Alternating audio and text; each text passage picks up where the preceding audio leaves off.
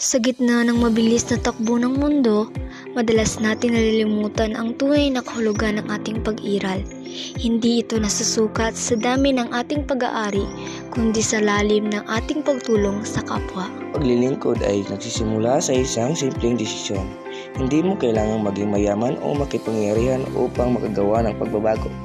Ang kailangan mo lang ay isang pusong handang makinig at mga kamay na handang kumilos. Minsan, ang paglilingkod ay makikita sa maliit na bagay, isang ngiti sa isang taong nawawala ng pag-asa, o paglaan ng oras para sa isang kaibigang may pinagdaraanan. Sa bawat maliit na hakbang, nagtatanim tayo ng binhi ng kabutihan. Ang tunay na hamon ay ang paglilingkod na walang hinihintay ng kapalit. Ito ay ang pag-aalay na sarili para sa ikabubuti ng nakararami. Kapag tayo ay naglilingkod, hindi lamang ang iba ang ating tutulungan, kundi maging ang ating sarili pagkatao ay yumayabong.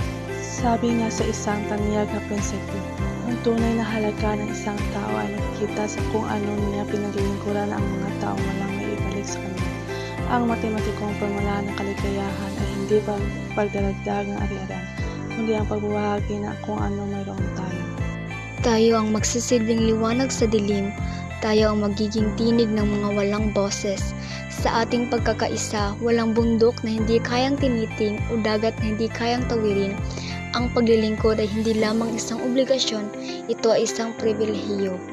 Sa huli, ang iiwan nating marka sa mundong ito ay hindi ang ating mga nakamit, kundi ang mga buhay na ating naantig. Tumayo tayo, kumilos at maglingkod ng may pagmamahal. Dahil sa paglilingkod, doon lamang tayo tunay na naging malaya.